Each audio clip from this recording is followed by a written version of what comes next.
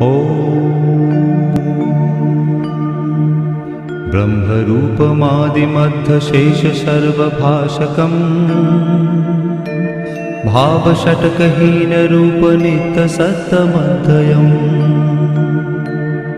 वङ्मनौति गोचरं च नेति नेति भावितम् तं नमामि देवदेव रामकृष्णमीश्वरम् आदितेयविहरं शूरारिदैत्यनाशकम्